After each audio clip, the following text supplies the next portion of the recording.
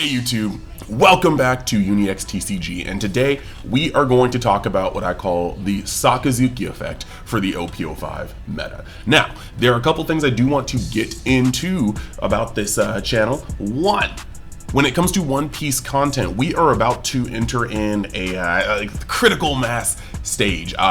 Tomorrow we have the midnight release in one of my local game stores, Gaming Giant, for OP05. So I will be picking up my case and we will be live streaming after I get home. So for all you guys, the link is in the description to the waiting room. I've had a community post, but we will be going live to open up a whole lot of boxes of OP05. The second thing is that because of some news, now this is good news, I know it's gonna sound bad, but some good news, I don't think I'll be playing in One Piece Nationals, but there's some good news I'm really gonna be able to announce later, I believe so stay tuned for that. Then on top of that, we have the Patreon article on OP05 Zoro coming out on Friday. So yeah, this is gonna be jam-packed, and because I don't think I'm gonna be able to play anymore, I think I'll be able to go into my list that I've been tweaking for the meta decks for OP05. So we're gonna start getting deck lists, we're gonna start getting a lot of match videos, we're gonna start going really hard to prep you guys for Nationals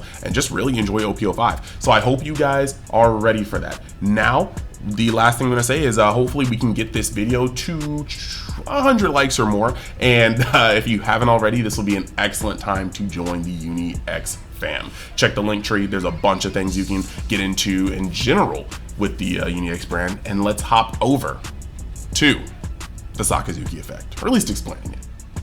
So some of you might want to know, what is the Sakazuki effect? And well, I guess I'm here to tell it to you.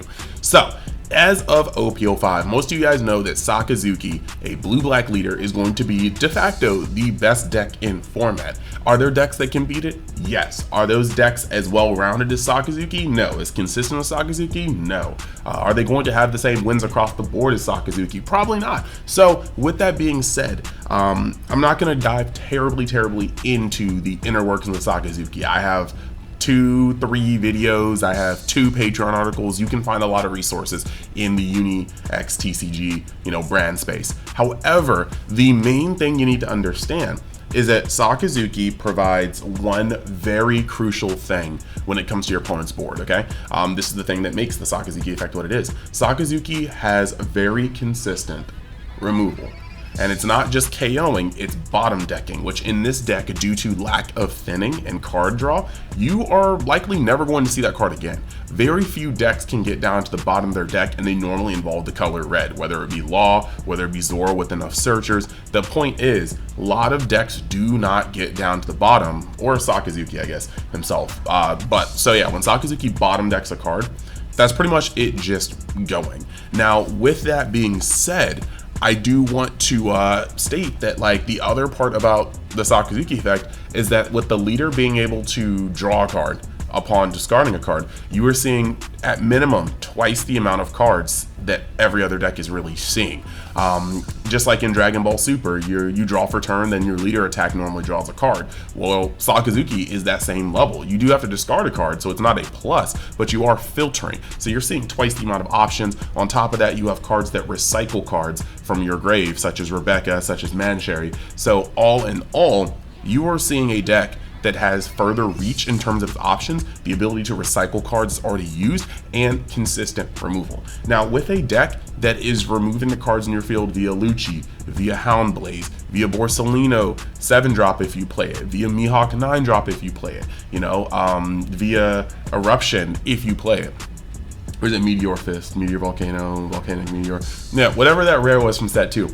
The point is, you are able to constantly affect your opponent's board, and a lot of times you're able to remove at least one card, and this is just one card. If your opponent swings at you with 3 different bodies, there is a chance that you're going to be able to go, okay, well, I am going to swing on this with Sakazuki, getting rid of that weenie that was dumb enough to swing on me. Then I'm going to lower this cost by 1. Then I'm going to play a card like Ice Age, or I'm gonna play Rebecca to bring back Hina to reduce another cost by 3. And then I'm gonna play Rob Lucci and blow up your now 2 cost and your 1 cost, and I'm just gonna ball like that. That's 3 bodies. potentially. Sakazuki swung on a weenie, then you just, reduced a bunch of costs, and then you use Rob Lucci to blow up 2 cards.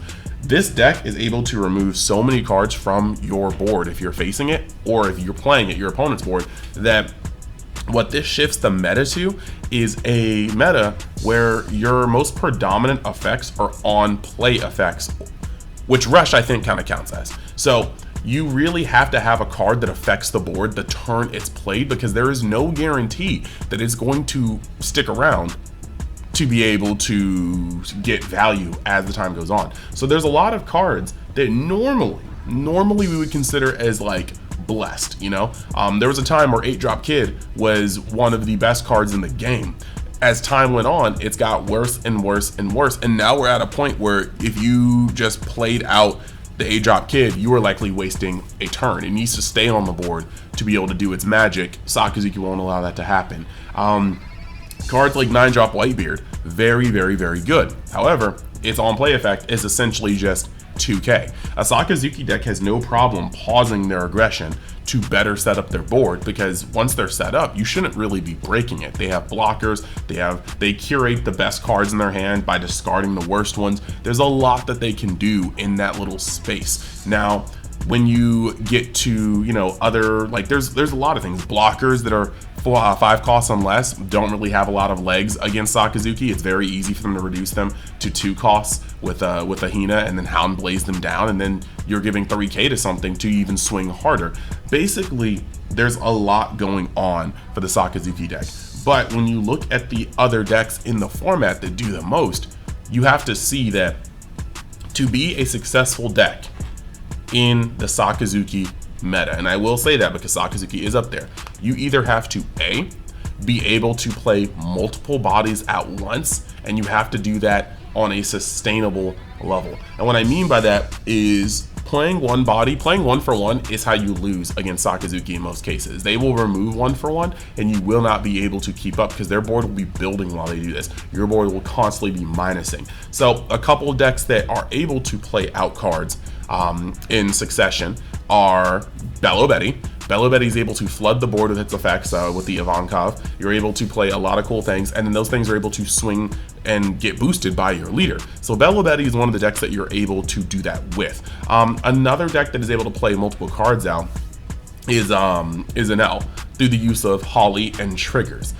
This is a very special case because you're not playing a bunch of cards out at any given moment, but Ohm can play out Holly, which makes 2 swingers, and because Ohm's a 4 cost and Holly's a 3 cost, chances are in the early game where you're playing Ohm into Holly, Sakazuki can only deal with 1, and that's going to allow you to have some forward momentum into next turn. Following that, if you get triggers and they come to board, such as Sanji blockers, the 2K from Sky Island, anything you may want to tech in there, you're going to get to a point where you are playing more bodies per turn than Sakazuki can always deal with. And then you're going to start playing the bigger bodies, which Sakazuki needs multiple cards to go into. And then, lastly, you have Sakazuki itself. Sometimes Sakazuki, because it removes based on cost, not on power like red, there are times where your Rebecca into Hina, into playing a Lucci play, that's 3 cards. Sakazuki may only be able to remove 1 to 2 of those, and yes, you are going to be able to go back and forth tit for tat. It's a very tedious game, but that is how that ends up working. Red Purple Law has only a decent matchup versus Sakazuki because of its ability to go wide like that. And then lastly, you have Zoro, which is able to, like it's always done, play 1-drops that replace themselves and a 2-drop, as in Curly Dedan, that replaces itself in hand. So Zoro will be able to play multiple bodies over and over again, and that can wear down Sakazuki. Now, moving past that, the other way to play against Sakazuki that most decks are able to do are big bodies. Now, Sakazuki itself being the outlier, you don't really need to. Oh yeah, sorry. When it comes to multiple bodies, what's it called? Luffy is able to play Page into Ulti. Sorry, Ulti into Page 1, which is also a good one to play. But yeah, the next step is most of these decks are running bigger bosses. Sakazuki has kind of shied away from some of the bigger bosses, but I do still like teching Kaidos, maybe Mihawks. However, when it comes to these other decks, you have even Red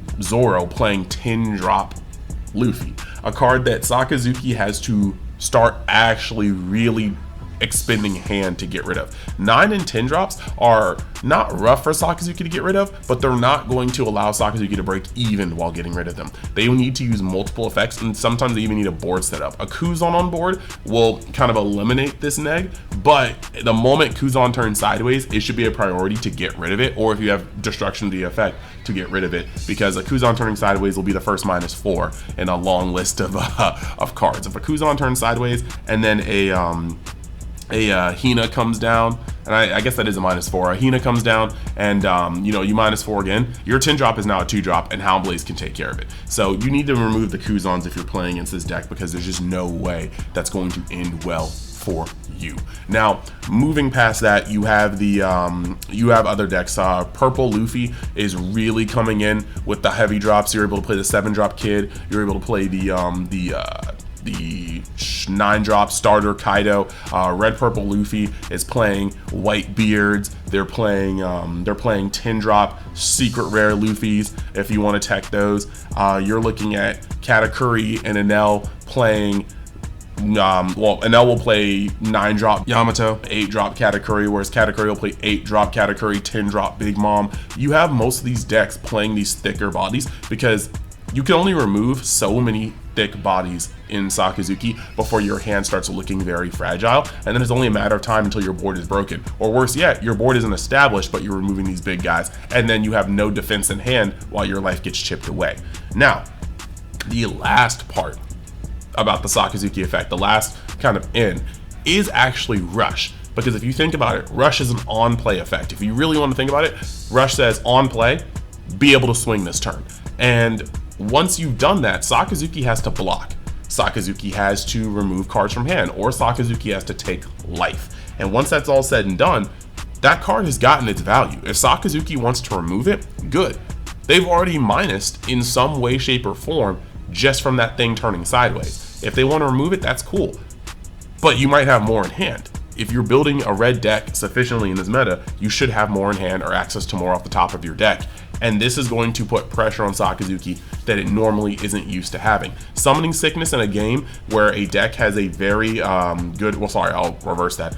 Very good removal in a game that has Summoning Sickness is highly detrimental to anything that other decks are trying to do. So Rush is a very, very good effect. So just to recap that, you are playing in a format where you need things to come into play and affect the board. You have decks that play multiple cards per turn. You have decks that play big bodies in their mid to late game, and you have decks that have Rush or powerful come into play effects that blow up things, that, you know, maybe take cards from hand, that really affect the board. And I think that this is just a meta warping leader and design and deck composition. If your deck doesn't do one of those 3 things, I guarantee it will fall off. And then the only outlier to this rule is probably Law. Original set 1 Law. Law does play things multiple times a turn. Law does have powerful on-play effects like Rush. What Law does not have are bigger bodies. And so Rob Lucci from OP05 comes down and just starts destroying, decimating Law's board, turning it into a 4-life vanilla, essentially, because it never is able to build a full board. So this is going to be a little bit of a warping thing, but I just wanted to get out there and let everybody know what you are looking forward to in this format. It's not that other decks can't play, it's that your deck has to be built a certain way, because there is no guarantee that you will ever keep the advantage that you are trying to invest in on board. But with that being said, I do just want to let you guys know that with OP05 coming out, a lot of people are still looking for it. I have a new partnership with my Canadian homies in G3, and I'm actually putting a code in my description, and it's also going to just be out here that using this code, you have a first time 5% off buyer's code. And they are based in Canada, so if you're in the US, you will have to pay customs. But if you're in Canada, congratulations, you just found your favorite store if you haven't already. But yeah, get on their site. After OP05 has released, they're going to start putting more stuff online. This is a great place to pre-order if you can get in there early enough. And if you can make the trip, I would travel there because they've got great stock. They hold great tournaments. They hold online tournaments. There's a gajillion things about G3 that are really, really awesome. And as we get more and more into this month and into the new year, you're gonna see more and more of them on my channel. So with that being said, thank you guys for watching. Remember, if you want to play against Sakazuki, you have to build your deck to one of these 3 tenets, if not as many as possible, to get over Sakazuki. Being able to play multiple bodies in the early game and then transition to bigger bodies that they have to minus out of their hand to destroy will make a snowball effect on their advantage, and it'll break the unbreakable wall that seems to be Sakazuki. You have to navigate that, but just understand that Sakazuki is consistency incarnate. So if you feel like your deck is able to compete with it, but you know the games kind of seem dicey, just know it's because your deck isn't as consistent, and that's just how it's built. OP06 seems to be shaking things up, but you need to understand where the target in the room is and build accordingly if you want to be successful in this meta not playing Sakazuki. So with that being said, thank you guys. I'm gonna go to the Patreon shout out page, and I will see you guys in the next video. Thanks. So here we are once again giving a special shout out to all those that help this channel go vroom vroom. These are the Patreon members that give the extra little oomph to help support this channel. So yeah, on this you can get all the little deep dive articles that are too long to go onto my channel, as well as TCG giveaways that I'm gonna try to do upon the release of any game that I really play. We just finished a starter deck 10 3 captains giveaway, and I'm gonna do something soon for OP05. So stay tuned for those articles, for the giveaways, and yeah. And moving into the next little bit, we're gonna do a special shout out, a vocal shout out to those that go the extra mile at the top tier. We got Brar, Bryce R, and Big Daddy Flapjack. Thank you guys for going the extra mile, and I will see all you guys in future articles and future videos.